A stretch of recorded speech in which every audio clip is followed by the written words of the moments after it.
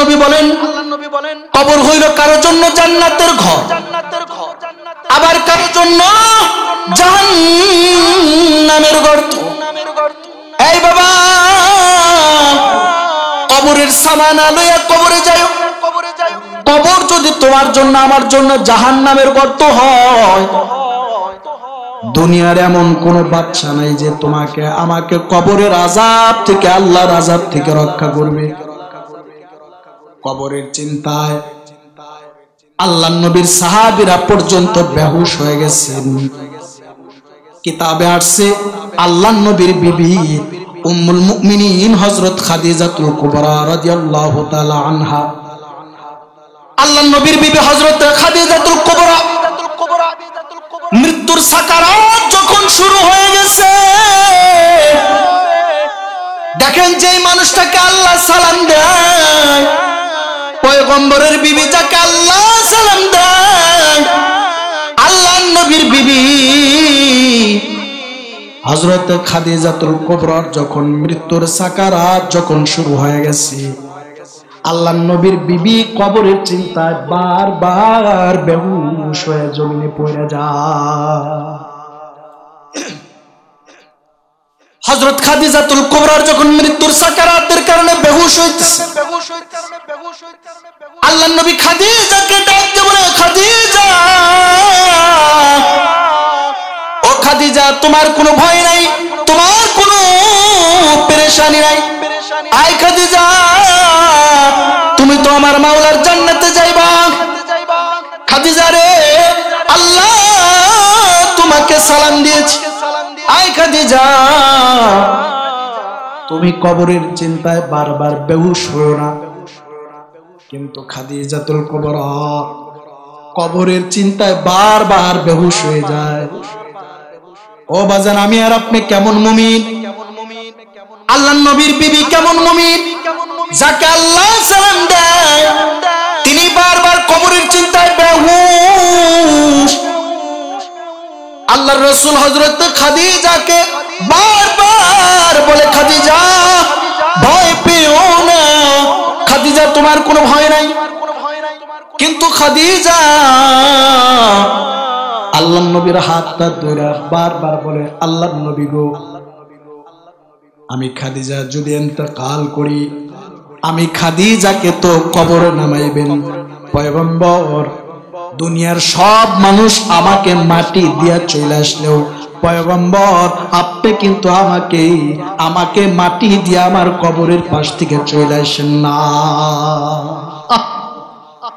ওগো আল্লাহর নবী, দুনিয়ার সব মানুষ যদিও আমার কবরের পাশ থেকে চলে আসে, পয়গম্বর আপনি কিন্তু আমাকে কবর দিয়া কিন্তু আপনি আমাকে রাইখা চলে আসেন না।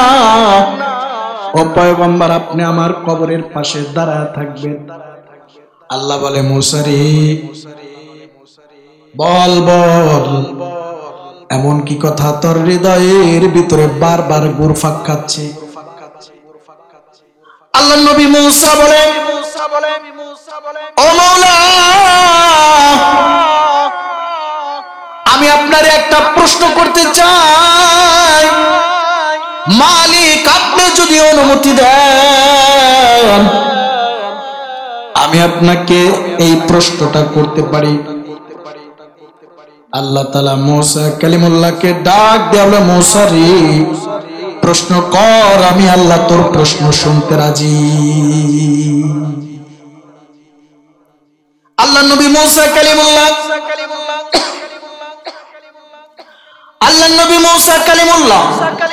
আল্লাহকে ডাক দিয়ে বলে, মাওলা, এত দয়া কইরা মানুষ বানাইলা, নিজের কুদরতি হাত দ্বারা তুমি মানুষ বানাইছো, ও মাওলা, এই মানুষগুলাকে আবার আপনি কেমনে জাহান্নামের আগুন দিয়ে পোড়াবেন? আল্লাহ নিজের কুদরতি হাত দ্বারা মানুষ বানায়া এই মানুষগুলাকে জাহান্নামে দিবেন, আপনার কি কোনো মায়া দয়া লাগবে না?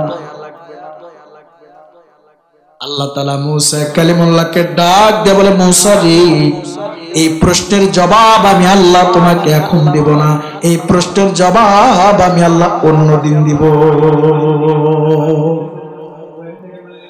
হযরতে মূসা কালিমুল্লাহ বসে আছেন। আল্লাহ তাআলা বলে, মূসা, এই প্রশ্নের জবাব আমি আল্লাহ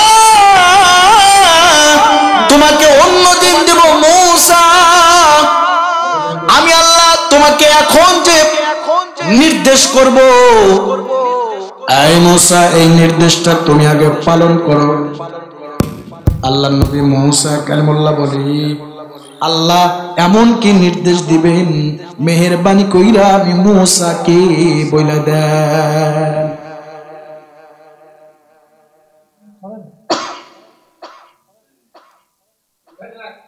আল্লাহ তাআলা মূসা কালিমুল্লাহকে ডাক দিয়ে বলেন, ও মূসা,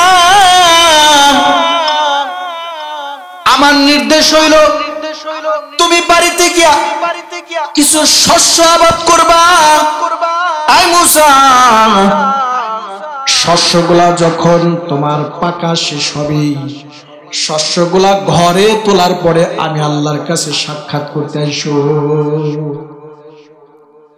মূসা কালিমুল্লাহ চলে গেছে। বাড়িতে গিয়া তখনকার জামানার যে শস্য আছে ওইগুলো আবাদ করা আরম্ভ করছে। বহুদিন পর মূসা কালিমুল্লাহ মাওলার কাছে তুর পর্বতে আসছে। তুর পর্বতে আমার মাওলার সাথে কথা বলা আরম্ভ করছে। আল্লাহর নবী মূসা আল্লাহর সাথে কথা বলতেছেন। কথার ফাঁকে আল্লাহ তাআলা ডাক দিয়ে বলে, মূসা রে, আমি বহুদিন আগে তোমাকে কিছু শস্য আবাদ করার জন্য বলেছিলাম। এই মূসা, তুমি কি ওই শস্যগুলো আবাদ করেছো? মূসা কালিমুল্লাহ বলে, হ্যাঁ আল্লাহ, আমি আবাদ করেছি। আল্লাহ বলে, ওই শস্য দানাগুলো কি করছো? মূসা কালিমুল্লাহ আল্লাহকে ডাক দিয়ে বলে, মাওলা, আমি শস্য দানাগুলো আবাদ করার পরে শুধু দানাগুলোকে আমার ঘরে উঠাইছি, ও মাওলা, আর আগাছাগুলোকে পোড়ায়া ছারখার করে দিছি। আল্লাহ তাআলা মূসা কালিমুল্লাহকে বলে, মূসা রে, শুধু দানাগুলাকে ঘরে উঠাইলা, কিন্তু ওই আগাছাগুলাকে কেন তুমি পোড়ায়া ছারখার করে দিলা? এই আগাছাগুলাকে কেন তুমি তোমার ঘরে উঠাইলা না? মূসা কালিমুল্লাহ বলে, আল্লাহ, ও মাওলা, আমার তো আগাছার দরকার নাই। ও আল্লাহ, শুধু দানাগুলো আমার দরকার। ও মাওলা, দানাগুলো দরকার বিদায় দানাগুলোকে ঘরে লয়ে গেছি। আগাছা যেহেতু আমার দরকার নাই বিদায় তাদেরকে পোড়ায় ছারখার করে দিয়েছি। আল্লাহ মূসা কালিমুল্লাহকে ডাক দিয়ে বলে, মূসা, এই মূসা, যেমনে করে তুমি দানাগুলাকে ঘরে তুলেছো আর আগাছাগুলোকে পোড়ায় ছারখার করে দিছো, মূসা রে, আগাছা যেহেতু তোমার দরকার নাই, শুধু দানাগুলো দরকার, দানাগুলো গুলায় উঠাইছো, আগাছাগুলোকে পোড়ায় দিছো। এই মূসা, তুমি প্রশ্ন করেছিলাম, মূসা, তুমি আমাকে প্রশ্ন করেছিলা, মাওলা রে, এই যে দয়া কইরা মায়া কইরা তুমি বান্দা বানাইছো, ও মাওলা, এই দয়া মায়া কইরা বান্দাগুলোকে কেমনে তুমি জাহান্নামে দিবা? মূসা রে, আমি বান্দা বানাইছি ঠিক আছে, এই সবগুলা বান্দা আমি মাওলার উদ্দেশ্য না।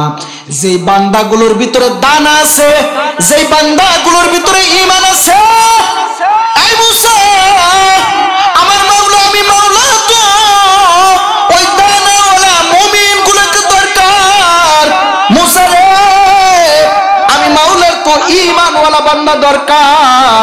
এই মূসা, সমস্ত মানুষগুলো আমার দরকার নাই, যে মানুষগুলোর ভিতরে ঈমান জিন্দা থাকবে আমি মাওলা বাইসা বাইসা সেই বান্দাগুলোকে জান্নাতের মালিক বানায় আমি ধন্য করে দিব। আল্লাহু আকবার, জোরে বলো। এই মুসা, ওই আগাছা আমার দরকার নাই।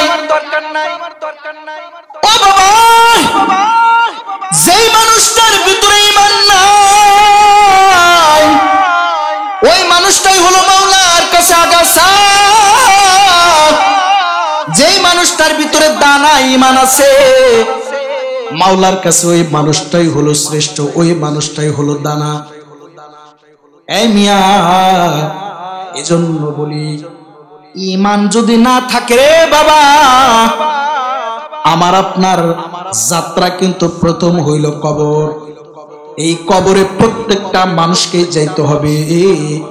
যদি কবর নামক ঘাটিতে ধরা খায়া যাইতো বাকি পুলসিরাত বাকি সবগুলা রাস্তা আমার জন্য কঠিন হয়ে যাবে। চিল্লা বলে ঠিক কিনা? সবাই বলেন আমরা কোথাকার যাত্রী? কবরের যাত্রী। জোরে বলেন কোথাকার যাত্রী? জোরে বলেন কোথাকার যাত্রী? দুনিয়া আমার আপনার জন্য মুসাফিরখানা। এই দুনিয়ায় ঠিকই আমাকে আপনাকে সাচ্চা ঈমান নিয়ে কবরে যাইতে হবে। মেরে ভাইও, বর্তমান ঈমান নিয়ে কবরে যাওয়া বড় কঠিন হয়ে গেছে। জোরে বলেন ঠিক কিনা? আমি আপনি তো বৃদ্ধ হয়ে গেছি, বয়স বাইরে গেছে, কিন্তু আমাদের আগামী প্রজন্ম যারা আছে তাদের অবস্থা বেশি ভালো না। চিল্লায় বলেন ঠিক কিনা ভাই? বর্তমান শিক্ষা, বর্তমান যে শিক্ষা চলতেছে, আমার আপনার এই বাচ্চাগুলো, আমার আপনার বাচ্চাগুলো ঈমান শিখতে পারবে না, নবীকে চিনতে পারবে না, আল্লাহকে চিনতে পারবে না, অটোমেটিক্যালি তারা বেঈমান হয়ে কবরে চলে যাবে। জোর বলেন ঠিক কিনা? কেমনে মাওলাকে চিনবে, কেমনে রাসূলকে চিনবে, কেমনে দ্বীন শিখবে? কারণ হলো এইগুলা তো বর্তমান শিক্ষা কারিকুলামেই নাই। জোর বলেন ঠিক কিনা? এজন্যই আমি বলি, প্রত্যেকটা প্রোগ্রামে গিয়ে আমি বলি, তোমার সন্তানগুলোকে তুমি ইঞ্জিনিয়ার বানাও সমস্যা নাই, ডাক্তার বানাও সমস্যা নাই, আগে তোমার সন্তানকে দ্বীন শিক্ষা দাও, দ্বীন শিক্ষা দাও।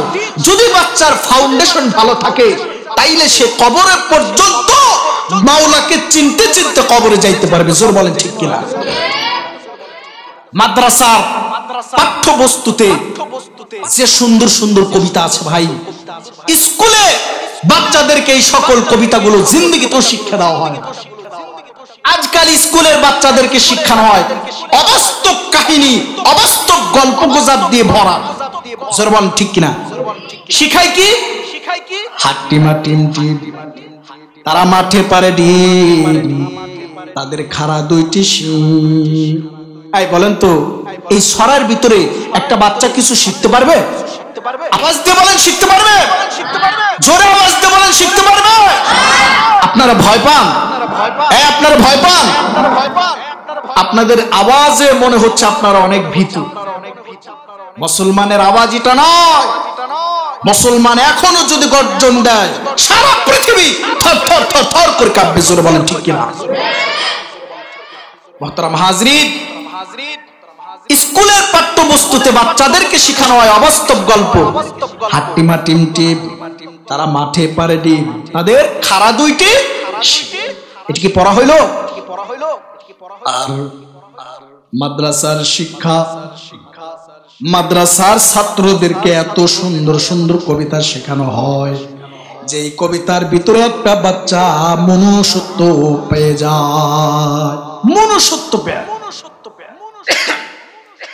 মাদ্রাসার পাঠ্যবস্তুতে বাচ্চাদেরকে শেখানো হয়, আজকে মাগো পাশের বাড়ি হয়নি কিছু রান্না, খেলতে গিয়ে শুনতে পেলাম তাদের করুণ কান্না। সারাটা দিন খেয়ে না খেয়ে খোদার জ্বালায় মরে, খাবার মতো এমন কিছু নেই যে তাদের ঘরে। আমরা তোমাকে দে ব্যস্ত আছি সুখে, দাও না মাগো খাবারটা আজ অনাহারীর মুখে। কত সুন্দর সুন্দর কবিতা মাদ্রাসার বাচ্চাদেরকে শিখানো হয়, আর স্কুলের ছোট ছোট বাচ্চাদেরকে শেখানো হয় হাট্টি মাটিম টিম, তারা মাঠে পারে ডিম, তাদের খাড়া দুইটি শির। কত অবাস্তব কথা। বর্তমান শিক্ষা ব্যবস্থা একদম ধ্বংস করে দিয়েছে আমাদের দীপু আপা, দীপুমণি মহিলা একজন শিক্ষামন্ত্রী পাইয়া আমরা যে কি যে খুশি হইছি, পারি না বুকটা ছিঁড়া দেখাইতে, কলিজা আমাদের রক্তক্ষরণ বয়ে যায়। জোর বল ঠিক কিনা? আমার এক ভাই এজন্য তো একটা প্রতিবাদী একটা গজল গাইছেন, শোনাবো আপনাদের। আপনারা বিরক্ত হচ্ছেন না তো? আমি কিন্তু আলোচনায় যাইনি, সামনে আলোচনা আসে। শোনাবো গজলটা। শিক্ষার 12টা বাজাইল গো দীপুমণি, জোর বল ঠিক কিনা? শিক্ষার 12টা বাজাইল গো দীপুমণি, দেশের যুব সমাজ খাইল গো পরিমণি। এসব দেখে আলেম সমাজ, এসব দেখে আলেম সমাজ প্রতিবাদী হইছে গো ওয়াজ মাহফিলে। শিক্ষার 12টা বাজাইল গো দীপুমণি, দেশের যুব সমাজ খাইল গো পরিমণি। চিল্লায় বলে ঠিক কিনা? সেদিন দেখি আমগো দেশের শিক্ষক ম্যাডামেরা কিরিং কিরিং সাইকেল চালায় বলে ফেরিওয়ালা। জরুর ঠিক কিনা ভাই? এখন দেখেন না মাস্টাররা ক্রিং ক্রিং ক্রিং ক্রিং করে সাইকেল চালায়, কি আজব ব্যাপার, আশ্চর্যের ব্যাপার। সেদিন দেখি আমগো দেশের শিক্ষক ম্যাডামেরা কিরিং কিরিং সাইকেল চালায় বলে ফেরিওয়ালা। ব্যাঙের নাচন শিখায় তারা, ব্যাঙের নাচন শিখায় তারা, ব্যাঙের নাচন শিখায় তারা, প্যাট প্যাট করিয়া গো দীপুমণি। শিক্ষার 12টা বাজাইছে গো দীপুমণি, দেশের যুব সমাজ খাইল গো পরিমণি। এসব থেকে আলেম সমাজ প্রতিবাদী হইছে গো ওয়াজ মাহফিলে। শিক্ষার 12টা বাজাইল গো দীপুমণি, দেশের যুব সমাজ খাইল গো পরিমণি। ছাত্ররা যায় স্কুলেতে বিজ্ঞান শিখার লাইগা, বানর থেকে মানুষ হয়েছে শিখায় জাফর মিয়া। চিল্লা বলে ঠিক কিনা? কিছুদিন আগে শোনেন নাই জাফর ইকবাল, জাফর মিয়া একজন আছে না, বানর থেকে বলে মানুষ হয়েছে। নাউজুবিল্লাহ বলবেন না? জোরে বলেন না ভাই, নাউজুবিল্লাহ বলেন। মানুষ নাকি বানরের বাচ্চা? আস্তাগফিরুল্লাহ, মাআযাল্লাহ। এমন নাস্তিকতা যদি তাদের ব্রেন থাকে, এমন নাস্তিকতা থাকলেই তো নাস্তিক কথাই তো চলে আসবে। জোরে বলেন ঠিক কিনা? ছাত্ররা যায় স্কুলেতে বিজ্ঞান শিখার লাইগা, বানর থেকে মানুষ হইছে শিখায় জাফর মিয়া। আবার অটো পাশে অটো বিজ্ঞানী, অটো পাশে অটো বিজ্ঞানী লেখাপড়া ছাইরা গো দীপুমণি। শিক্ষার 12টা বাজাইল গো দীপুমণি, দেশের যুব সমাজ খাইল গো পরিমণি। এসব থেকে আলেম সমাজ প্রতিবাদী হইছে গো ওয়াজ মাহফিলে। এসব থেকে আলেম সমাজ প্রতিবাদী হইছে গো ওয়াজ মাহফিলে। শিক্ষার 12টা বাজাইল গো দীপুমণি, দেশের যুব সমাজ খাইল গো পরিমণি। যারা বলেন ঠিক কিনা? মেরে ভাইও, এইভাবে যদি আমার আপনার বাচ্চাদেরকে যদি আজগবি অবাস্তব গল্পগুলো শিখায়, আমার আপনার বাচ্চা জিন্দেগিতে ঈমান শিখা কবরে যাইতে পারবে না। জোরে বলেন ঠিক কিনা? ভাইও, আমাকে আপনাকে কবরের যাত্রী হয়েই যাইতে হবে।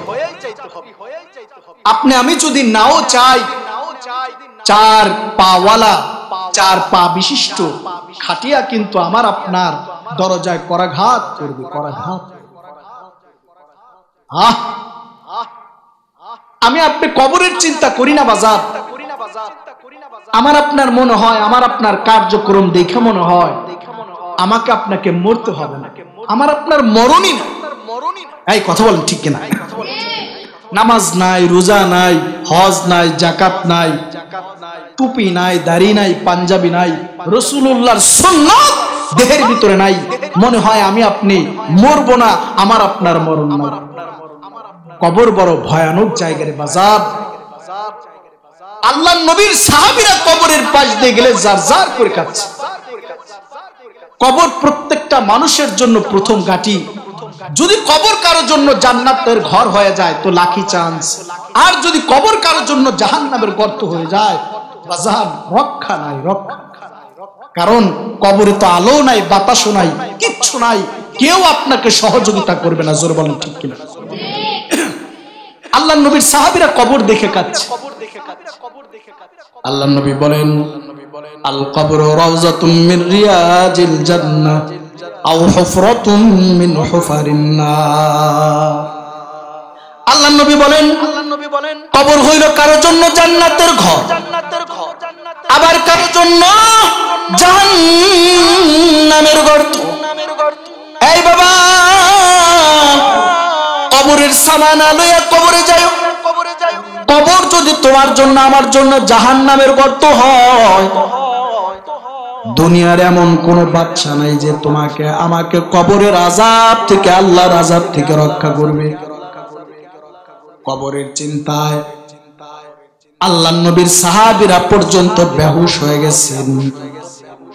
কিতাবে আসছে আল্লাহর নবীর বিবি উম্মুল মুমিনিন হযরত খাদিজাতুল কুবরা রাদিয়াল্লাহু তাআলা আনহা, আল্লাহর নবীর বিবি হযরত খাদিজাতুল কুবরা মৃত্যুর সাকারাত যখন শুরু হয়ে গেছে, দেখেন যে মানুষটাকে আল্লাহ সালাম দেয়, পয়গম্বরের বিবি যাকে আল্লাহ সালাম দেয়, আল্লাহর নবীর বিবি হযরত খাদিজাতুল কুবরার যখন মৃত্যুর সাকারাত যখন শুরু হয়ে গেছে, আল্লাহর নবীর বিবি কবরের চিন্তায় বারবার বেহুশ হয়ে জমিনে পড়ে যায়। হযরত খাদিজাতুল কুবরার যখন মৃত্যুর সাকারাতের কারণে বেহুশ হইতেছে, আল্লাহর নবী খাদিজাকে ডাক দিয়ে বলে, খাদিজা, ও খাদিজা, তোমার কোনো ভয় নাই, তোমার কোনো পেরেশানি নাই। আয় খাদিজা, তুমি তো আমার মাওলার জান্নাতে যাইবা। খাদিজা রে, আল্লাহ তোমাকে সালাম দিয়েছে। আয় খাদিজা, তুমি কবরের চিন্তায় বারবার বেহুশ হও না। কিন্তু খাদিজাতুল কুবরা কবরের চিন্তায় বারবার বেহুশ হয়ে যায়। ও বাজান, আমি আর আপনি কেমন মুমিন, আল্লাহর নবীর বিবি কেমন মুমিন, যাকে আল্লাহ সালাম দেয় তিনি বারবার কবরের চিন্তায় বেহুশ। আল্লাহর রাসূল হযরত খাদিজাকে বারবার বলে, খাদিজা ভয় পেও না, খাদিজা তোমার কোনো ভয় নাই। কিন্তু খাদিজা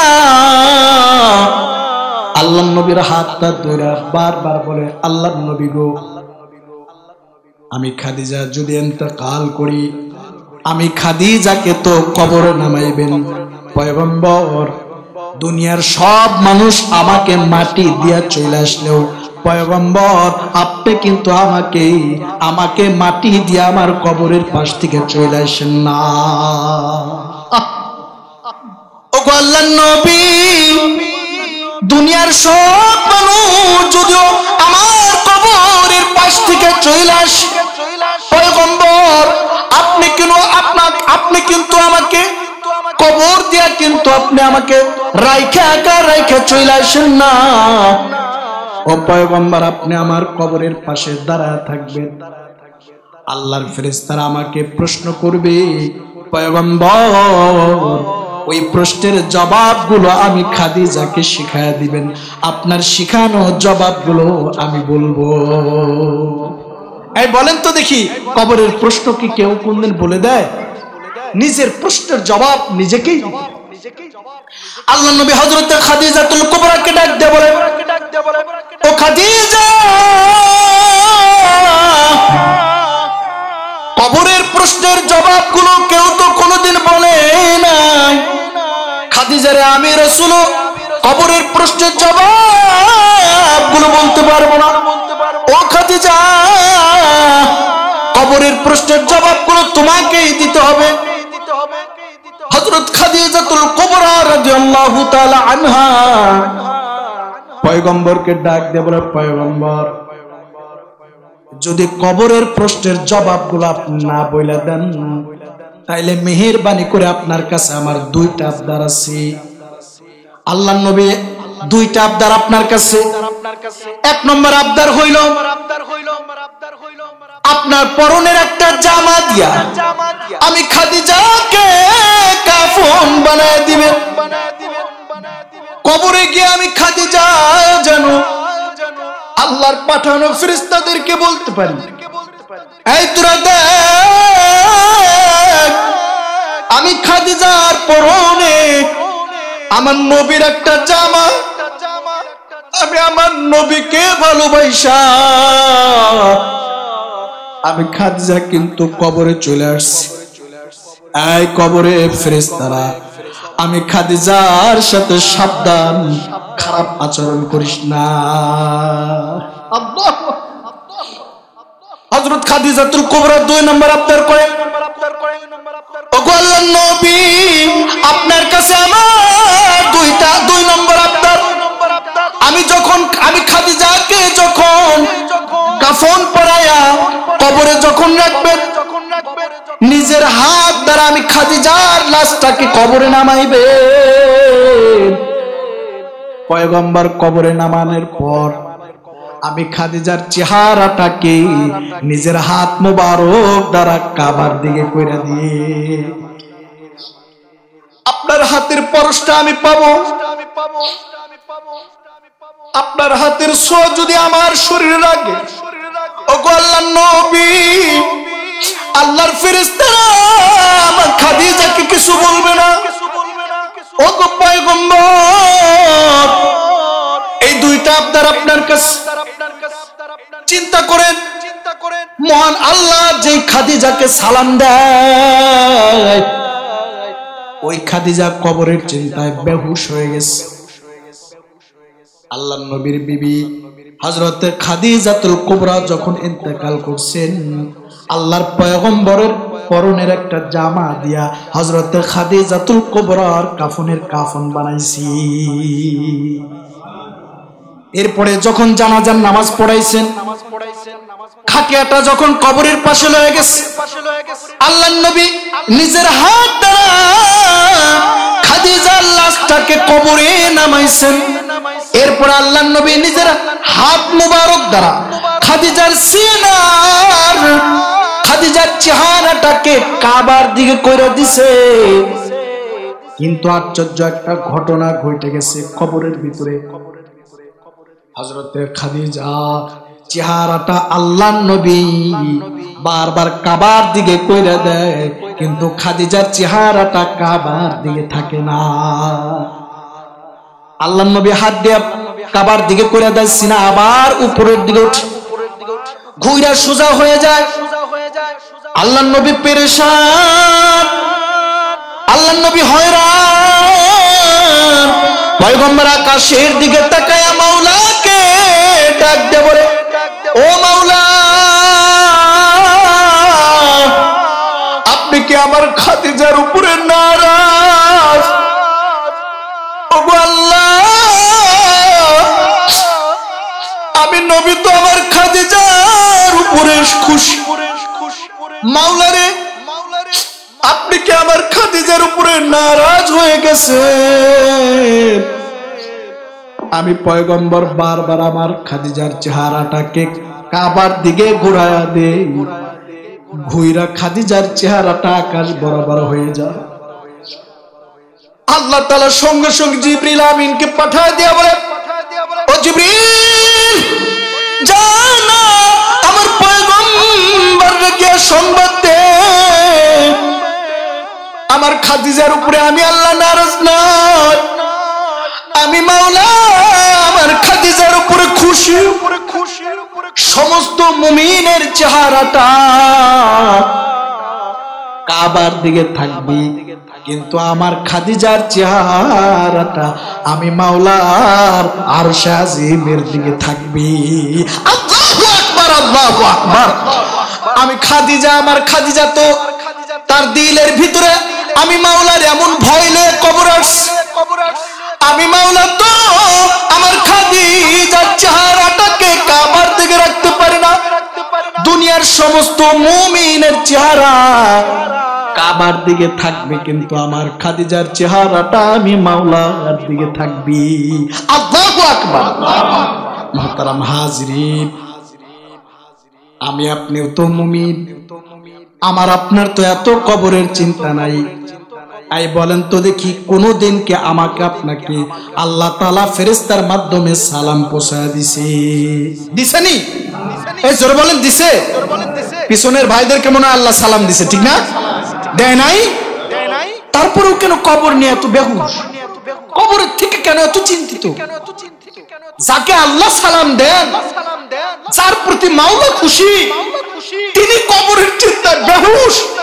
আর আমাকে আপনাকে জীবনে আল্লাহ তাআলা কোনদিন সালাম দেয় নাই, আমাকে আমার আপনার ব্যাপারে কোনদিন আল্লাহর রাসূল জান্নাতের সার্টিফিকেট ধরায় দেয় নাই।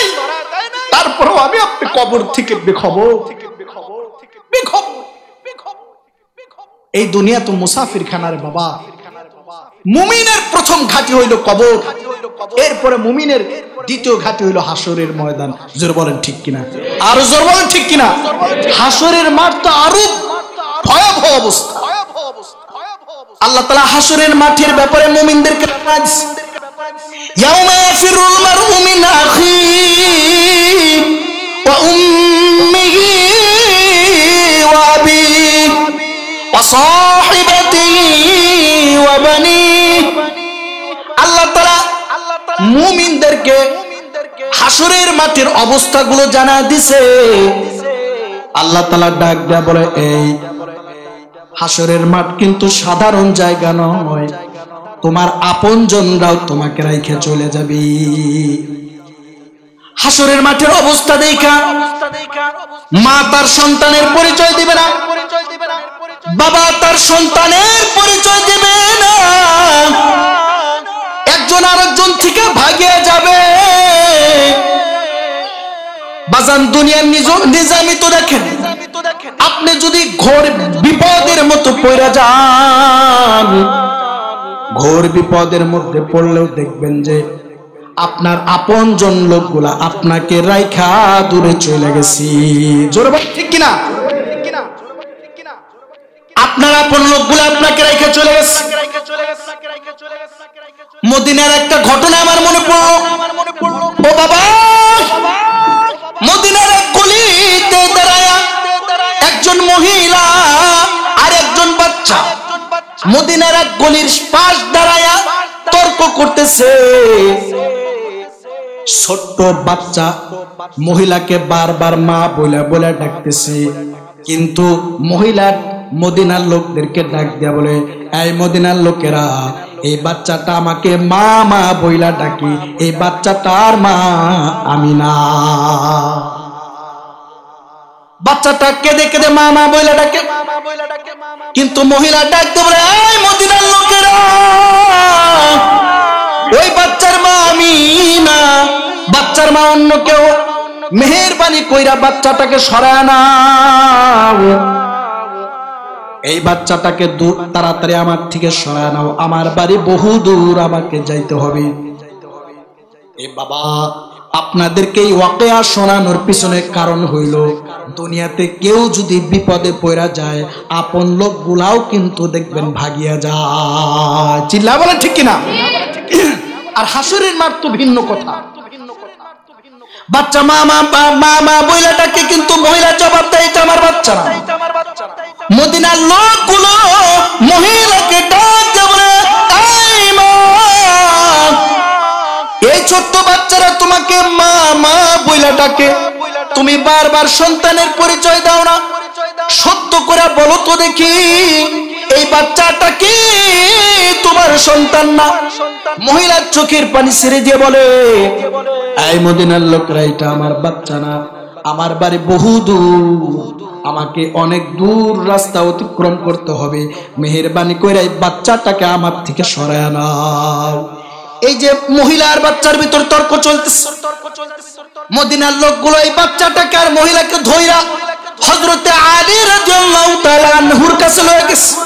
হযরতে আলীকে ডাক দিয়া বলে, আয় আলী, আমরা রাস্তার পাশে দাঁড়ায় দেখলাম এই মহিলার বাচ্চাটা দুইজনের ভিতরে তর্ক চলতেছে।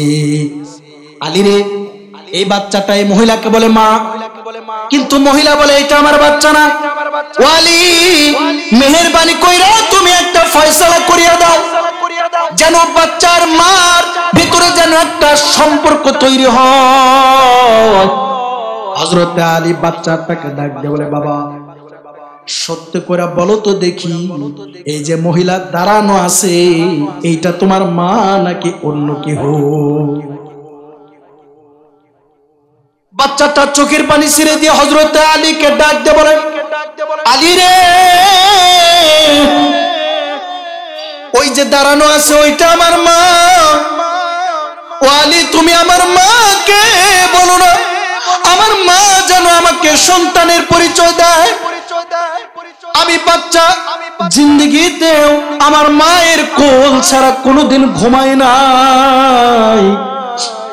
আমি জানি না আমার মা কেন আমাকে সন্তানের পরিচয় আমার মা কেন গোপন রাখে। হযরতে আলী মহিলাটাকে ডাক দিয়ে বলে, মহিলা রে, এই বাচ্চাটা তোমাকে বারবার মা মা বলে ডাকতেছি, সত্য করে বলো না দেখি এইটা তোমার সন্তান নেই? মহিলা ডাক দিয়ে বলে, হুজুর, ও আলী, এইটা আমার বাচ্চা না, আমার বাড়ি বহু দূর। আলী রে, আমাকে অনেক দূর যাইতে হবে, মেহেরবানি করে বাচ্চাটাকে আমার থেকে সরায় নাও। এই আলী, দ্রুত আমার থেকে বাচ্চাটাকে সরায় দাও, আমার বাড়ি বহু দূর যাইতে হবে। হযরতে আলী তো বেকায়দায় পড়ে গেছে। বাচ্চা বলে, মা মা, ওইটা আমার মা, আর মহিলা বলে, না না, এটা আমার বাচ্চা না। বলেন তো দেখি বিপদ না? বাচ্চা বলতেছে এটা আমার মা, আর মহিলা বলতেছে এটা আমার মা, এটা আমার সন্তান না। আলী, মেহেরবানি করে আমার থেকে দ্রুত সরায় নাও। হতে পারে এই বাচ্চাটা আমার কাছে কিছু স্বর্ণ মুদ্রা দেখছে, এই স্বর্ণ মুদ্রাগুলো ছিনিয়ে নেওয়ার জন্য আমাকে মা বানায় ফেলছে। আলী, এটা আমার সন্তান না, আমার থেকে সন্তান না। হযরতে আলী তো বিপদে পড়ে গেছে। এবার বাচ্চাটাকে হযরতে আলী বলে, ও বাবা, ওই মহিলা তোমাকে যেহেতু সন্তানের পরিচয় দেয় না, তাইলে বাবা তুমি কি খুশি হইবা না? আমি আলী যদি তোমার বাবা হই, ফাতেমা যদি তোমার মা হয়, আর হাসান হুসাইন যদি তোমার ভাই হয়, আর আখরি জামানার পয়গম্বর মুহাম্মদুর রাসূলুল্লাহ যদি তোমার নানা হয়, বাবারে, তাইলে কি তুমি খুশি হইবা না? বাচ্চাটা লাফ দিয়ে দাঁড়ায় গেছে। হযরতে আলীকে বলে, আলী রে, আমার নানা যদি আখরি পয়গম্বর মুহাম্মদুর রাসূলুল্লাহ হয়, আর যদি ফাতেমা যদি আমার মা হয়, আর আলী আপনি যদি আমার বাবা হন, হাসান হুসাইন যদি আমার ভাই হয়, আমার চাইতে খুশি এই দুনিয়ায় আর কেউ হতে পারে না। আলী রে, আমি আমার মায়ের কথা ভুলে গেলাম। আলী, আমার মা দরকার নাই, আমার মায়ের আর প্রয়োজন নাই। আলী রে, আজকের পর থেকে আমি আর মা মা বইলা কাউকে ডাকবো না। এই আলী, আমি খুশি হয়ে গিয়েছি। হযরতে আলী বলে, মহিলাটাকে ডাক দেয়া বলে, এই বোন, আচ্ছা তোমার তো কোনো বাচ্চা নাই, বলো তো বোন, তোমার কি কোনো বিয়ে শাদী হয়েছে? কয় না, আমার বিয়ে শাদী হয় নাই। হযরতে আলী বলে, তাইলে একটা কাজ করি, আমার বাচ্চার লগে তোমার একটা বিবাহ বন্ধনে আবদ্ধ করে দেই, তাইলে তোমাকে আমি একটা ঘর দিব, মদিনার ভিতরে তোমাকে রাজকীয় অবস্থায় রাখবো, তোমার খাবার দাবার টাকা পয়সার কোনো প্রয়োজন কি হবে না, তোমার খাবার দাবার আর টাকা পয়সার কখনো অভাব হবে না। এবার তোমার আর আমার সন্তানের ভিতরে বিবাহ দিয়ে দেই, কি বলো? মহিলা এবার বেকায়দায় পড়ে গেছে। এবার চোখের পানি ছেড়ে দিয়ে হযরতে আলীকে ডাকতে বলে, আলী, ও আলী, ওই যে দাঁড়ানো আছে ওইটা আমার সন্তান, আমার নয়নের মণি কলিজার টুকরা, ওইটা সন্তান। ও আলী, গর্ভে ধারণ করা সন্তানের সাথে কি একটা মায়ের কখনো বিবাহ হতে পারে? হযরতে আলী বলে, এই তুমি না একটু আগে অস্বীকার করলে এটা তো আমার সন্তান না, কেন তুমি অস্বীকার করলা? হযরতে আলী বলে, অস্বীকার করার কারণ কি? মহিলা চোখের পানি ছেড়ে দিয়ে বলে, আলী, আমি অস্বীকার করার পিছনে একটা কারণ আছে। আয় আলী, আমার বাড়ি মদিনার থেকে বহু দূরে আলী, আমার স্বামী যুদ্ধের ময়দানে গিয়ে শাহাদাত বরণ করেছে। স্বামী মৃত্যুবরণ করার পর আমাদের সংসারে অভাব অনাটনের অবস্থা শুরু হয়ে গেছে। আলীরে কয়েকটা মাস আমার সন্তানকে নিয়ে মোটামুটি চলেছি, এরপরে খাবার দাবার যখন শেষ হয়ে গেছে আলী, এরপরে আমি মা সন্তানের জন্য বাড়ি বাড়ি ভিক্ষা করেছি। বেশ কিছুদিন আমার সন্তানের জন্য ভিক্ষা করার পর আমার গ্রামের লোকেরা দুর্ভিক্ষে পড়ে গেছে। দুর্ভিক্ষে পড়ার কারণে আমি মাকে কিছু দেয় না। আলী রে, এভাবে বেশ কিছুদিন যাওয়ার পর আমার সন্তান আমি মায়ের চোখের সামনে খোদার যন্ত্রণায় জমিনে গড়াগড়ি পারি। আলী, তুমি বলো না দেখি, পৃথিবীতে এমন কোন মা কে আছে যে মায়ের সামনে একটা সন্তান খোদার যন্ত্রণায় জমিনে গড়াগড়ি পারবে? আলী, আমি মা না হয় না খাইতে খাইতে মরতে পারি, কিন্তু আমার সন্তান, আমি মায়ের সামনে আমার কলিজার টুকরা, আমার সন্তান জমিনে খোদার যন্ত্রণায় গড়াগড়ি পারবে, আমি মা কিন্তু এইটা সহ্য করতে পারবো না। এই আলী, আমি এজন্য চিন্তা করলাম, আমার সন্তানকে মদিনায় যদি রাইখা আসতে পারি, তাইলে আমার সন্তানকে মদিনার সাহাবীরা, আল্লাহর নবীর সাহাবীরা আমার সন্তানকে নিজের সন্তান বানায় নিবি। আমার সন্তানের খাবার দাবার পোশাক আদির জীবনেও কোনোদিন অভাব হবে না। আমি মা যদিও গর্ভ ধারণ করেছি, যদিও আমি মার সহ্য হবে না, তবু আমার সন্তানের খুশি দেখার জন্য আমি মা মদিনায় রাইখা চলে যাইতেছিলাম। হযরতে আলীও চোখের পানি ছেড়ে ছেড়ে কান্দে। বাজার নে, তাইলে চিন্তা করেন, আপনারা যাদের মা নাই তারাই বলতে পারবেন মা হারানো ব্যথা। এই বাজান, যাদের বাবা নাই তারা কিন্তু বলতে পারবেন বাবা হারানো ব্যথা। ভাই, আমিও বুঝতে পারি আমারও তো বাবা নাই। প্রোগ্রাম শেষে বাড়িতে যদি কখনো যাই, আব্বা বইলা আর কোনদিন দেখতে পারি না। কলিজাটা আমার সিরা যায়। যে বাবাকে আমি আদর কইরাম, গালে চুমা দিতাম, যেই বাবাকে বুকে জড়ায় নিতাম, আজকে ওই বাবাকে আমি দেখি না। আব্বা বলিয়া ডাক দিতে পারে না। এই বাবা, যারা এতিম হয়ে গেছেন, একটা এতিম বাচ্চাকে জিজ্ঞাসা করেন, বাবারে তোমার মা নাই, তোমার বাবাও নাই, বাবা বলো তো দেখি তোমার দিলের ভিতরে আব্বা হারানো ব্যথা, মা হারানো ব্যথাটা কেমন লাগে রে বাবা? চিল্লা বলো ঠিক কিনা? আমার নবী কিন্তু ছোটবেলায় বাবা হারাইছেন। জন্মের আগে আমার পয়গম্বর বাবাকে হারাইছে। জন্মের 6 বছর পর আমার নবী তার মাকে হারাইছেন।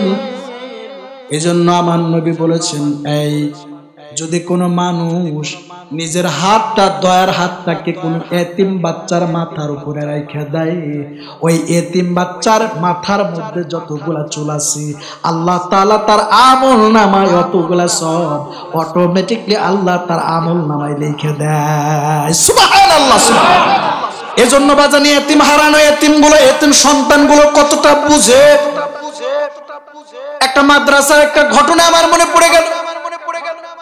একটা ইয়াতিম বাচ্চা একটা মাদ্রাসায় লেখাপড়া করত। এই মাদ্রাসায় যখন পরীক্ষার শেষে যখন ছুটি হয়ে গেছে,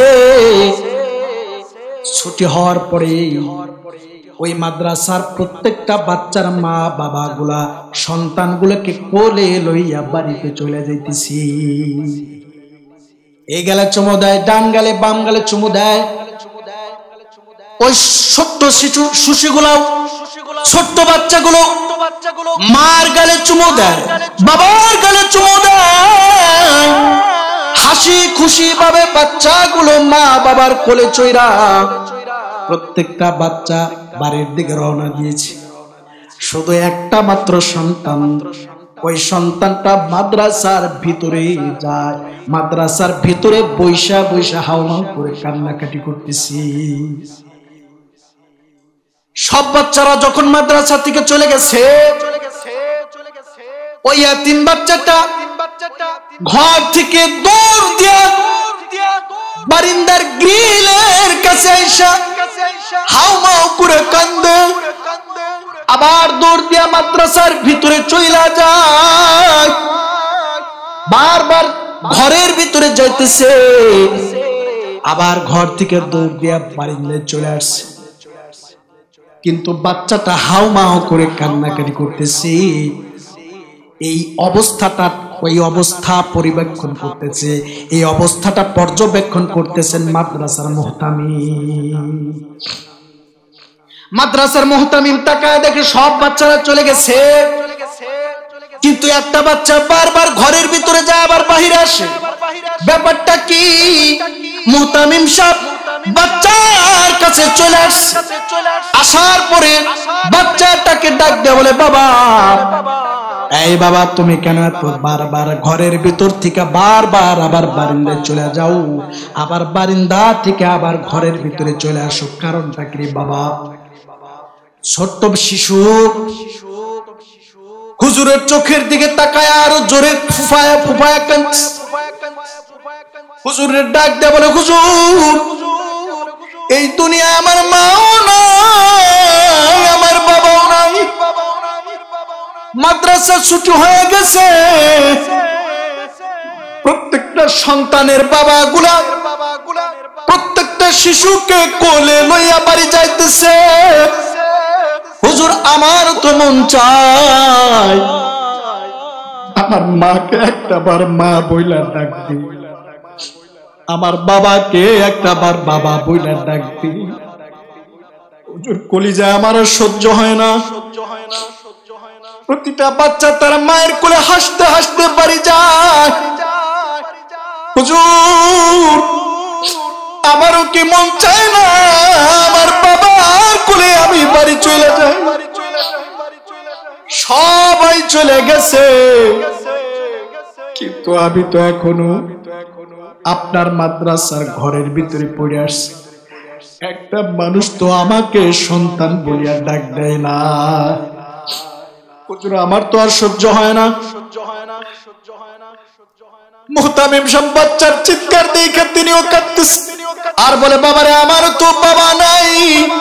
ও বাবা, ব্যথা কেমন, বাবা হারানো ব্যথা কেমন রে বাবা। ও বাবা, আজকের পর থেকে তুমি আমাকে আব্বা বইলা ডাক দিবা। এই বাবা, আমার ঘরে আমার বিবি আছে, আমার বিবিকে মা মা বইলা ডাক দিবা বাজান। এজন্য বলি, কোন এতিম বাচ্চা যদি আপনার চোখের সামনে পড়ে যায়, বাচ্চাটার মাথায় অন্তত হাতটা বোলায় দিবেন, পারলে পকেটের 10টা টাকা হইলেও বাচ্চাকে দিয়ে দিবেন। পারবেন না বাজান? জোর বলেন, পারবেন না? ইনশাআল্লাহ। আমি আপনাদেরকে কোথা থেকে কোথায় নিয়ে গেছি। ইয়াউমা ইয়াফিরুল মারউ মিন আখিহি ওয়া উম্মিহি ওয়া আবিহি।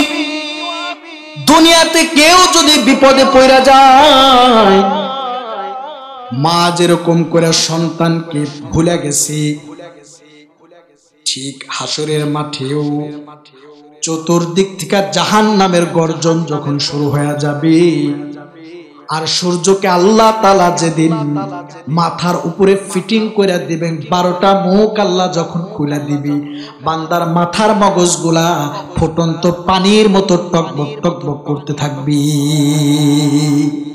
বান্দাগুলো বেহুশ হয়ে যাবে, ভয়ে থর থর থর থর করে কাঁপবে, আর ভাববে যে আমি নিজেই তো বিপদে পড়ে গেছি। এখন যদি আমার সন্তান এসে যদি বলে, ও বাবা একটা নেকি দাও না, একটা নেকির জন্য আমার জান্নাত হচ্ছে না। বাবা, আমার আল্লাহ বলছেন বান্দারে একটা নেকি লয়, একটা নেকি হইলে আমি আল্লাহ তোকে জান্নাত দিয়ে দিব। এই একটা নেকির জন্য একটা মানুষ সারা ময়দান মাহশার ঘুরবে, আর প্রত্যেকটা আত্মীয় স্বজনদের কাছে হাত বাড়ায়া বাড়ায়া বলবে, বাবা একটা নেকি দে, একটা নেকি দে না ভাই, একটা নেকি হইলে আমি জান্নাতে যাব। এই যে একটা নেকি সন্তান চাবে বিদায়, বাবা তার সন্তানের পরিচয় দিবে না। একটা নেকি মায়ের কাছে চাবে বিদায়, মা ও সন্তানের পরিচয় দিবে না, আর বলবে যে দুনিয়াতে আমার বিয়ে হয় না, সন্তান আবার আসবে কোত্থেকে। আল্লাহ তাআলা ওই ভয়াবহ চিত্র মাওলায়ে কারীম কোরআনুল কারীমে তুলে ধরছেন। ইয়াউমা ইয়াফিরুল মারউ মিন আখিহি ওয়া উম্মিহি ওয়া আবিহি ওয়া সাহিবাতিহি ওয়া বানিহি লিকুল্লি মিরইম মিনহুম ইয়াওমাইযিন শা'নুন ইউগনি ওয়াজুহুন ইয়াওমাইযিন মুসফিরা যাহিকাতুন মুস্তাবশিরা। আল্লাহ তাআলা কালামে হাকিমের ভিতরে জাহান্নামের ভয়াবহতা আল্লাহ তুলে ধরেছেন। এজন্য বাজান, আমাকে আপনাকে নেক আমল করে কবরে যাওয়া লাগবে। দুনিয়ার জমিনে যদি আমি আপনার নেক আমল করি, এই বাবা আমি আপনি তো জানি না কোন আমলের দ্বারা আল্লাহ আমাকে মাফ করে দেয়। ছোট্ট ক্ষুদ্র নেক আমলের ওসিলায় মাওলায়ে কারীম বান্দার জিন্দেগীর গুনাহ আল্লাহ মাফ করে দিবে। জোরে বলে সুবহানাল্লাহ। আল্লাহ তাআলা কালামে হাকিমে বলেন, ফামান ইয়া'মাল মিসকালা যাররাতিন খায়রান ইয়ারা ওয়া মান ইয়া'মাল মিসকালা যাররাতিন শাররান ইয়ারা। বান্দা যদি ক্ষুদ্র নেক আমল করে, বান্দা যদি ক্ষুদ্র নেক আমল করে, এটা আল্লাহ তাআলা দেখায় দিবে। বান্দা যদি ক্ষুদ্র গুনাহ করে, আল্লাহ তাআলা এই ক্ষুদ্র গুনাহটাও আল্লাহ হাসরের মাঠে বান্দার সামনে তুলে ধরবে। সিসি ক্যামেরা আল্লাহ তাআলা বান্দার সাথে ফিটিং করে দিছে। এই সিসি ক্যামেরাতে প্রত্যেকটা বান্দার কাজগুলা আল্লাহর সামনে হাসরের ময়দানে আল্লাহ পেশ করবে। এজন্য বেশি বেশি নেক আমল করা লাগবে রে বাবা। কবরের কথা স্মরণ কইরা, হাসরের ময়দানের কথা স্মরণ কইরা যাবতীয় গুনাহগুলো পরিহার করেন, বেশি বেশি নেক আমল করে কবরে যান, বেশি বেশি নেক আমল করবেন। হতে পারে একটা আমল আল্লাহর কাছে কবুল হয়ে যাবে, একটা আমল, জাস্ট একটা আমল। দুনিয়াতে এমন নেক কিছু আমল করছে যেটা আপনার ধারণাতে নাই যে আল্লাহ তাআলা এই ক্ষুদ্র আমলের ওসিলায় আল্লাহ আমাকে মাফ করবেন, আপনার এটা সেন্সেও আসবে না। কিন্তু আল্লাহ তাআলা হাসরের ময়দানে বান্দাকে ক্ষুদ্র নেক আমলের মাধ্যমে এই ওসিলায় আল্লাহ তার জিন্দেগির গুনাহ মাফ করে দিয়ে আল্লাহ তাকে জান্নাতের বাসিন্দার বানায় দিবে। সুবহানাল্লাহ, সুবহানাল্লাহ। হাদিসে আসছে কোন বান্দা রাস্তা দিয়ে হেঁটে যেতেছে, তো রাস্তার মাঝে একটা কঙ্কর পড়ছে, তিনি কি করলেন, লাঠি দিয়ে কঙ্করটাকে সরায় দিয়েছে। ওনার কাছে এটা নেক আমলে মনে হয় নাই, কোনো কষ্টও হয় নাই। হাদিসে আল্লাহর রাসূল বলেন, হাসরের মাঠে আল্লাহ তাআলা এই ক্ষুদ্র আমলের ওসিলায় বান্দাকে আল্লাহ মাফ করে দিবে। সুবহানাল্লাহ, সুবহানাল্লাহ। ওসিলা লাগবে বাজান, ওসিলা লাগবে। কি লাগবে বলেন? পাহাড়কে পাহাড় পরিমাণ নেক আমল নিয়েও কোন বান্দা জাহান্নামে চলে যাবে। আবার কোন বান্দা অনেক গুনাহ করছে কিন্তু কিছু ক্ষুদ্র নেক আমল করছে যেটা মাওলাকে রাজি খুশি করার জন্য, দুনিয়ার কোন মানুষকে দেখানোর জন্য নয়। ওই একটা ক্ষুদ্র আমল আল্লাহর কাছে পছন্দ হয়ে গেছে। মাওলায়ে কারীম মৃত্যুর পূর্বে আল্লাহ তাআলা তাকে তার বন্ধু বানায় আল্লাহ কবরে নিয়ে গেছেন। সুবহানাল্লাহ, সুবহানাল্লাহ। বলতেছিলাম ক্ষুদ্র আমল, ক্ষুদ্র আমল আপনার আমার কাছে বড় বিষয় নাও হতে পারে, কিন্তু আল্লাহর কাছে বড় বিষয়। জোরে বলেন ঠিক কিনা? আল্লাহর এক বান্দা পাপিষ্ঠ গুনাহগার, রাস্তা দিয়ে যাইতেছেন মদের আড্ডাখানায়, কিছু দূর যাইতেই আল্লাহর কালামের একটা টুকরা রাস্তার মাঝে পইড়া দেখতেছে। তিনি কি করলেন, রাস্তা থেকে আল্লাহর কালামের এই টুকরাটা উঠায়া বারবার মুখে চুমা খাইতেছে আর বারবার সিগারের সাথে বারবার মুছতেছে। আল্লাহু আকবার। অথচ লোকটা সমাজের ভিতরে সবচেয়ে নিকৃষ্ট। জোরে বলেন ঠিক কিনা? সবচেয়ে নিকৃষ্ট একটা মদখোর, একটা জিনাখোর। বলেন তো সমাজে কি ভালো লোক না খারাপ লোক? সবচেয়ে জঘন্য লোক। কি করলো, রাস্তার মধ্যে আল্লাহর একটা কালামের টুকরা পাইছে, ওইটা হাত দ্বারা উঠায়া চুমো খাইতেছে আর বারবার সিনার সাথে পরিষ্কার কইরা ওই দিন আর মদ পান করার জন্য যায় নাই, বরং ঘুইরা বাড়িতে চলে গেছে। চলে গিয়া এই কালামের টুকরাটা সুন্দর করে যত্ন করে তক্তার উপরে রেখে দিছে আর চিন্তা করতেছে এটা আমার মাওলার কালাম, কেমনে আমার মাওলার কালাম জমিনে থাকে।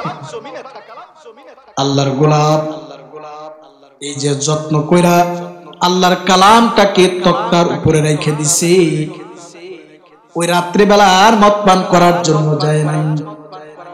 আল্লাহর গোলাম মদ পান করার জন্য আর যায় নাই। রাত্রি বেলা ঘুমায় আছে। ওই রজনীতে আল্লাহ তাআলা ওই জামানার বড় একজন বুজুর্গকে বারবার স্বপ্নে দেখাইতেছেন, এই তুমি যাও, তাড়াতাড়ি চলে যাও, আমার অমুক বান্দার বাড়িতে গিয়া বলো আল্লাহ তার জিন্দেগির সব গুনাহ মাফ করে দিয়া আল্লাহ তাকে নিজের বন্ধু বানায় নিয়েছে। সুবহানাল্লাহ, সুবহানাল্লাহ। আল্লাহর ওলি একদিন, দুই দিন, তিন দিন স্বপ্ন দেখছে। এরপরে ছবি দেখা দিয়েছেন, গ্রাম দেখা দিয়েছেন। আল্লাহর ওলি ঘুমের ঘরে যে আল্লাহ স্বপ্নে দেখাইছেন, স্বপ্ন অনুযায়ী তিনি ওই বাড়ি চলে গেছেন। গ্রামের লোকদেরকে জিজ্ঞাসা করে, এই অমুকের বাড়ি কোনটা, আমি অমুকের বাড়ি চলে যাব। লোকেরা বলে অমুক নামটি কে? কয় অমুকের পুত্র অমুক গ্রামে বসবাস করে। এলাকার লোকগুলো বলে, হুজুর এত বড় জঘন্যতম ব্যক্তির বাড়িতে যাবেন, আপনার মতো বুজুর্গ হযরত যাওয়ার দরকার নাই। আল্লাহর ওলি মানুষদেরকে ডাক দেয়া বলে, তোমরা যা জানো আমি তা জানি না, আমি যা জানি তোমরা তা জানো না, তাড়াতাড়ি বলো ওই বাড়িটার সন্ধান আমাকে দাও। আল্লাহর ওলি খুঁজতে খুঁজতে ওই বাড়ি চলে গেছে। জালেমের বাড়ি গেছে, গিয়া দেখে ঘুমের ভিতরে বিবর আল্লাহর ওলির দরজায় করাঘাত করছেন। বারবার করাঘাত করার পরে আল্লাহর বান্দাটা ঘুম থেকে উঠে দরজা খুলে দিছে। খুইলা দেখে যে একজন বুজুর্গ মানুষ দরজার সামনে, একজন বুজুর্গ মানুষ দাঁড়া আছে। আল্লাহর গোলাম বুজুর্গকে ডাকতে বলে, হুজুর, এত বড় জালেমের দরজার সামনে আপনি দাঁড়া আছেন, হুজুর আমি কি কোনো বড় অপরাধ করেছি যে বড় অপরাধটা আপনি প্রকাশ করার জন্য আমার কাছে চলে আসছেন? হুজুর চোখের পানি ছেড়ে দিয়ে বলে, বাবা না রে বাবা না, আমি তোর বড় অপরাধ প্রকাশ করার জন্য আসি নাই। বল না বল, তুমি কি এমন একটা নেক আমল করছো যে নেক আমলের বিনিময়ে আল্লাহ তোমার জিন্দেগির গুনাহগুলো মাফ করে দিয়া আল্লাহ তোমাকে খাঁটি বন্ধু বানায় আল্লাহ নিয়েছে। সুবহানাল্লাহ, সুবহানাল্লাহ। জালেম ব্যক্তি চোখের পানি ছেড়ে দিয়ে বলে, হুজুর কই, আমি তো একজন মদখোর, আমি একজন জিনাখোর। হুজুর আমার মতো জালেম ব্যক্তি এই দুনিয়ার, আমার মতো জালেম ব্যক্তি আর কেউ নাই। হুজুর আমার সাথে কি তামাশা করার জন্য আসছেন? এই গ্রামের সবাই জানে যে আমার মতো জালেম আর আমার মতো খারাপ লোক একজন নাই। হুজুর বলে, না রে বাবা না, সত্যি করে বল না দেখি তুই কোন নেক আমল করছিস? জালেম চোখের পানি ছেড়ে দিয়ে বলে, হুজুর গত কয়েকদিন আগে রাত্রেবেলা আমি মদ পান করার জন্য যাচ্ছিলাম, রাস্তার মধ্যে আমি আমার মাওলা পাকের একটা কালামের টুকরা রাস্তায় পড়ে দেখেছি। আমি রাস্তার থেকে তুলে নিয়েছি, তোলার পরে ওই টুকরাটা তুলে আমি মুখে বারবার চুমা খাইছি, আর আমার সিনার সাথে বারবার আমি মুছে পরিষ্কার করে যত্ন করে তক্তার উপরে রাখছি। হুজুর এছাড়া আমার আর কোনো ভালো কাজ নাই। আল্লাহর ওলি বলে, বাবা আল্লাহর কাছে মাকবুলিয়াত হাজার হাজার নেক আমলের দরকার হয় না, জীবনে একটা নেক আমল যদি কবুল হয়ে যায় তো তোর জিন্দেগি বাম্পার হয়ে যাবে। যেমন তুই একটা নেক কাজ করছস, তুই আমার মাওলার কালামটাকে যত্ন করছস, আমার মাওলার কালামটাকে বারবার চুমো খায়া বারবার দিলের সাথে লাগাইছো। আমার মাওলায়ে কারীম তোর নামটা কি জাহান্নামের ময়লার ভিতর থেকে পরিষ্কার করে আল্লাহ তাআলা তোর নামটাকে জান্নাতি মেহমানদের তালিকায় আল্লাহ লিখে দিছি। আল্লাহু আকবার, সুবহানাল্লাহ। চমৎকার কথা। আল্লাহর কাছে নেক আমল বিশাল কিছু লাগে না, কোন নেক আমলটা আল্লাহর কাছে কবুল হয়ে যায়। এজন্য বাজান বেশি থেকে বেশি ক্ষুদ্র আমল করা, বেশি বেশি নেক আমল করা, জানি না কোন নেক আমলটা আল্লাহর কাছে মকবুল হয়ে যায় আর আমার নামটা জাহান্নামের লিস্ট থেকে কাইটা মাওলায়ে কারীম জান্নাতের লিস্টের ভিতরে আল্লাহ ভইরা দেন। সুবহানাল্লাহ। ফামান ইয়ামাল মিসকালা যাররাতিন খায়রান ইয়ারা, ফামান ইয়ামাল মিসকালা যাররাতিন খায়রান ইয়ারা, ومن يعمل مثقال ذرة شرا يره। বান্দা যদি নেক আমল করে ওইটাও আল্লাহ তাআলা বান্দার আমলের ভিতর আল্লাহ ঢুকায় দেয়। হাসরের মাঠে আল্লাহ তাআলা এই নেক আমলটাও বান্দার সামনে পেশ করে দিবে।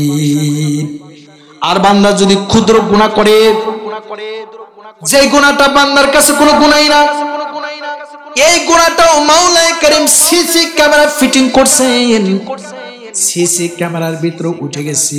এই ক্ষুদ্র গুনাহটাও আল্লাহ তাআলা হাসরের মাঠে কোটি কোটি মানুষের সামনে আল্লাহ তাআলা প্রকাশ করে দিবে। এজন্য বাজার আমাকে বেশি থেকে বেশি নেক কাজ করে আল্লাহর কাছে ক্ষমা চেয়ে আমাকে আপনাকে কবরে যাওয়া লাগবে। জোরে বলেন ঠিক কিনা? আমি আপনি নেক কাজ করব তো আজকের পর থেকে? আওয়াজ দিয়ে বলেন করবেন তো ইনশাআল্লাহ? নেক আমলের ভিতরে সবচেয়ে শ্রেষ্ঠ নেক আমল কোনটা বলেন তো দেখি? কইতে পারবেন না? জোরে বলেন। ঈমান আনার পরে একটা বান্দার উপরে সবচেয়ে শ্রেষ্ঠ নেক আমল কোনটা আল্লাহ তাআলা আদেশ করেন? বলেন কোনটা? নামাজ। আই জোরে বলেন কোনটা? জোরে বলেন কোনটা? নামাজ। অথচ এই নামাজে আমি আপনি গাফলতি করি। এই যে বিশাল বড় একটা মসজিদ নির্মাণ করেছেন, দেখবেন এখানে হাতে গোনা কয়েকজন লোক নামাজ পড়ছে, আর বাকি লোকগুলো আজান শোনার পরেও ভাইগা চলে যাইতেছে। জোরে বলেন ঠিক কিনা?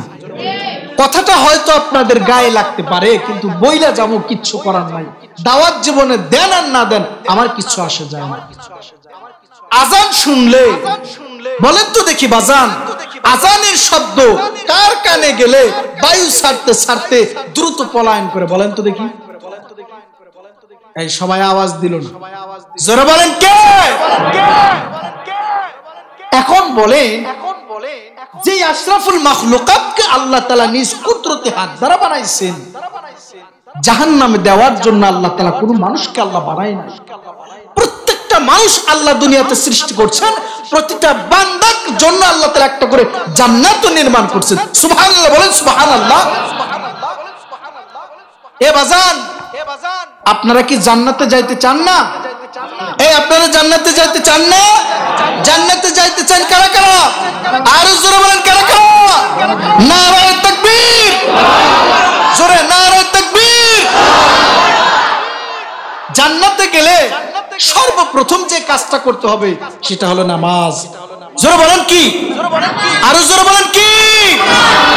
আমার কথা, আমার কথা দলিল দিচ্ছি মুহাম্মদুর রাসূলুল্লাহর কথা। সুবহানাল্লাহ বলেন। এই মুহাম্মদুর রাসূলুল্লাহর কথা কোন মানুষ যদি, কোন মুমিন যদি বিশ্বাস না করে, তার ঈমানই চলে যাবে। জোরে বলেন কি চলে যাবে? আল্লাহর নবী কখনো মিথ্যা কথা বলেছেন? জোরে বলেন। আল্লাহর নবী জিন্দেগিতেও 63 বছরের জীবনেও আল্লাহর নবী একটা মুহূর্তের জন্য কখনো তিনি ঘুরায়া পেছায়া কখনো তিনি মিথ্যা কথা বলেন না, জিন্দেগিতেও না। সুবহানাল্লাহ বলবেন না? আল্লাহ তাআলা যা ওহী করেন সেটাই নবী বলে দেন মানুষদেরকে। সেই রাসূল হাদিসে পাকে আল্লাহর রাসূল ইরশাদ করেন, আউয়ালু মা ইউহাসাবু বিহিল আবদু ইয়াউমাল কিয়ামাতিস সালাহ। বান্দার সর্বপ্রথম হিসাব যে আল্লাহ নেবেন, মুমিন বান্দার যে হিসাব গ্রহণ করবেন সেটা হলো নামাজের। কিসের? বলেন কিসের? আল্লাহ রাসূল বলেন, জান্নাতে যাইবা, জান্নাতের চাবি হইল নামাজ। সুবহানাল্লাহ বলবেন না? as-salatu মিফতাহুল জান্নাহ। নবী বলেন, as-salatu মিফতাহুল জান্নাহ। তুমি জান্নাতের চাবি হইল নামাজ। অহন যদি চাবি ছাড়াই যদি দরজা খুলতে যান, মানুষ আপনাকে কি বলবে? বিবেকবান, ঠিক না? এই ঘরে যদি তালা লাগানো থাকে আর চাবি ছাড়া যদি ধাক্কায় ধাক্কায় খুলতে চান, মানুষ আপনাকে কি বলবে? পাগল অথবা বিবেকহীন, অথবা কি বলবো, বুদ্ধিমানের কাজ নয়। চাবি লাগবে। কি লাগবে? বলেন বলেন। চাবি লাগবে। তাইলে চাবি নিয়ে কবরে না যায় ওই জান্নাতের দরজা ধরে ধাক্কাবেন আর খুলবেন, এটা অসম্ভব। আল্লাহ তাআলা জান্নাতের একটা চাবি দিয়ে দিয়েছেন, সেটা হলো নামাজ। জোরে বলেন কি? নবীজি সাল্লাল্লাহু আলাইহি ওয়াসাল্লাম এই আমার এই কথাটাই আল্লাহর রাসূল হাদিসে পাকে আজ থেকে ১৫০০ বছর আগেই বলে গেছেন। সুবহানাল্লাহ। নবী বলেন, একজন লোক ইন্তেকাল করছে, ইন্তেকাল করার পরে বান্দাটাকে আল্লাহর সামনে উপস্থাপন করা হয়েছে। উপস্থাপন করার পর ফেরেশতাদেরকে আল্লাহ তাআলা জানিয়ে দিবেন, এই তোমরা দেখো তো দেখি এই বান্দাটার কি কি নেক কাজ আছে আর কি কি গুনাহের কাজ আছে। ফেরেশতারা আমলনামা খুলছে, খোলার পরে দেখে এই বান্দাটার সবচেয়ে বেশি নেক কাজ, বেশি থেকে বেশি নেক কাজ, গুনাহ নাই বললেই চলে। আল্লাহ বলেন, ঠিক আছে, যেহেতু নেক বেশি, নেক যেহেতু বেশি, গুনাহ যেহেতু কম, তো সেই অনুযায়ী বান্দাটা জান্নাত পেয়ে গেছে। যাও ভাই তুমি জান্নাতে চলে যাও। নবীর কথা, নবী হাদিসে পাকে ইরশাদ করেছেন, বান্দা জান্নাতে গেছে। জান্নাতে গিয়ে দেখে তালা লাগানো। কি লাগানো? এই জোরে বলেন কি লাগানো? তালা লাগানো। উনি হাত দিয়ে ধাক্কাইতেছে, দেখি খোলে কিনা। হাত দিয়া, পিঠ দিয়া খুব জোরে সোরে করাঘাত করতেছে, জান্নাত খোলে না। এখন লোকটা চিন্তা করতেছে, মনে হয় আল্লাহ ভুলে আমাকে জান্নাতের চাবি দেয় না। আল্লাহর কি কখনো ভুল হয়? জোরে বলেন না কেন, আল্লাহর ভুল হয়? ব্যাককেল চিন্তা করতেছে, মনে হয় আল্লাহ ভুলে আমাকে জান্নাতের চাবি দেয়নি, যাই তাড়াতাড়ি আল্লাহর কাছে জান্নাতের চাবিটা লয়ে আসে। গেছে, যাওয়ার পর দরজায় বারবার করাঘাত করতেছে, আল্লাহর কাছে গেছে, যাওয়ার পর আল্লাহ আপনি তো ভুলে আমাকে জান্নাতের চাবি দেন নাই, মেহেরবানি করে চাবিটা দেন, আমি জান্নাতে চলে যাই। আল্লাহ বলে, কি কস? এই কি কস? চাবি তো তোর কাছে আছে, যা জান্নাত খোল। চাবি আমার কাছে না, চাবি তোর কাছে। সুবহানাল্লাহ কইবেন না? বান্দা গেছে, যাওয়ার পরে এত করাঘাত করছে, জান্নাত খোলে না, আবার আল্লাহর কাছে চলে আসে, আল্লাহ হয়রান হয়ে গেছি, পেরেশান হয়ে গেছি, আল্লাহ জান্নাত খুলতে পারলাম না, মেহেরবানি করে আমাকে একটু চাবিটা দেন না। আল্লাহ তাআলা তখন বলবে, আমার রাসূল কি বলে নাই রে, জান্নাতের চাবি হইল নামাজ। সুবহানাল্লাহ বলেন, সুবহানাল্লাহ। যেহেতু তোর নেক আমল সব আছে, কিন্তু নামাজের আমলটা তোর কাছে নাই, যার কারণে চাবি যেহেতু সঙ্গে লইয়া আসস নাই, আমি আল্লাহ তোকে জান্নাত দেব না, তোর সব নেক আমল বরবাদ করে দিলাম, তুই এখন জাহান্নামে চলে যা। নাউজুবিল্লাহ বলো। এজন্য আপনি লাখ লাখ টাকা দান করলেন, লাখ লাখ টাকা বহু কিছু করলেন, দিনে বহু কিছু কাজ করলেন, কিন্তু নামাজ পড়লেন না, এই নেক আমলের বদলা আল্লাহর কাছে পাবেন না। আসেন ভাই, আমরা আজকের থেকেই কবরের চিন্তা করি, হাসরের চিন্তা করে মাওলার প্রেম দিলে ঢুকায়া আমি আপনি 5 ওয়াক্ত নামাজ জামাতের সাথে চেষ্টা করব, যদি নাও পারি কমস্ত কম একা একাও পড়ে নেব। আল্লাহ সুবহানাহু ওয়া তাআলা আমার এই কথাগুলোর ভিতরে যা যা ছাড়ার, আল্লাহ ছাড়ার তৌফিক দান করুন, সকলে বলে আমিন। আর যেই কথাগুলো বুঝার, আমল করার, আল্লাহ বুঝার এবং আমল করার তৌফিক আল্লাহ দান করুন, সকলে বলে আমিন। ওয়া আখিরু দাওয়ানা আনিল হামদুলিল্লাহি রাব্বিল আলামিন। আসসালামু আলাইকুম ওয়া রাহমাতুল্লাহি ওয়া বারাকাতুহু।